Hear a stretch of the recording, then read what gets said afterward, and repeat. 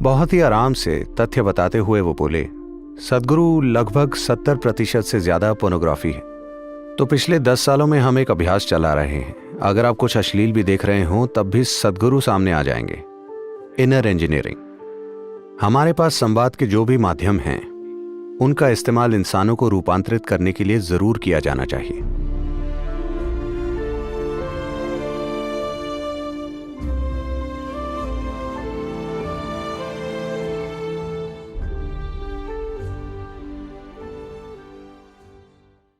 देखिए, सिनेमा का मतलब है आप बड़े पर्दे के बारे में सोच रहे हैं। ऐसा नहीं है कि वो एक संभावना नहीं है, पर प्रश्न ये है कि उसे जाकर देखेगा कौन। उसे व्यावसायिक रूप से सफल भी होना चाहिए। व्यावसायिक सफलता मतलब लोगों ने उसे देखा, ठीक है। एक बार ऐसा हुआ, ये 9-10 साल पुरानी बात है।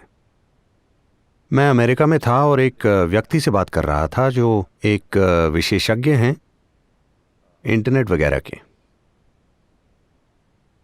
मैं खुद कभी इंटरनेट पर जाकर कुछ सर्च नहीं करता, मेरे पास उन चीज़ों के लिए समय नहीं होता। तो मैंने उनसे पूछा, लोग क्या देखते हैं? हर कोई अपनी स्क्रीन की ओर देख रहा है, वो क्या देखते हैं? बहुत आराम से, बहुत ही आराम से तथ्य बताते हुए वो बोले, सदगुरु लगभग 70% से ज्यादा अश्लील चीजें। मैंने कहा क्या? वो बोले हाँ।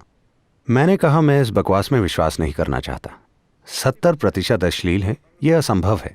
फिर मैंने कुछ और लोगों से पूछा, वो सभी बोले हाँ लगभग उतना ही है, शायद 65 या 70 होगा। और वो इसका इस्तेमाल और किन चीज़ों के लिए कर रहे हैं?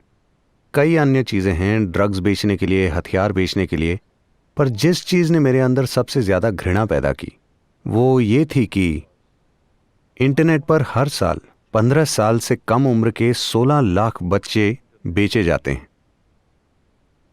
जब हम अपने बच्चों को बेचने लगे तो मनुष्यों के रूप में हम सबसे निचले स्तर पर गिर चुके हैं। इससे ज़्यादा नीचे नहीं गिरा जा सकता।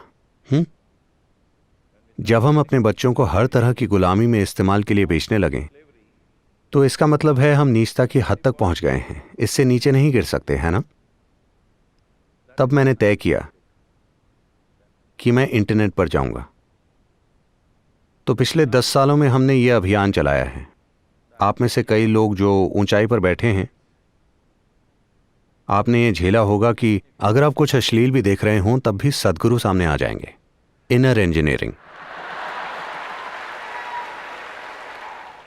मैं ये थोड़े आनंद से कह रहा हूं क्योंकि जब इतनी जबरदस्त तकनीक हमारे लिए उपलब्ध है तो क्या हमें ये करना चाहिए? देखिए, इस धरती पर कई महान प्राणी आए हैं, लेकिन जब वो आए और उन्होंने कुछ कहा तो मुश्किल से 10 लोगों ने सुना।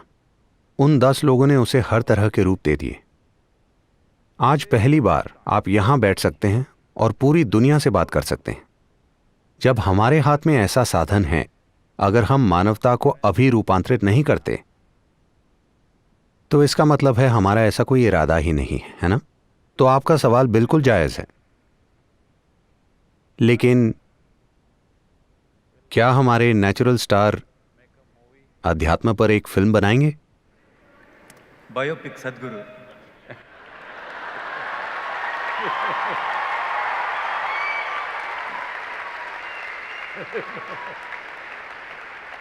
లాస్ట్ సినిమాలో ఉన్న ఆఖరి షాట్లో ఆయన గెస్ట్ అపియరెన్స్ అలా పాస్ అవుతారు ఫ్రేమ్, ఓకేనా?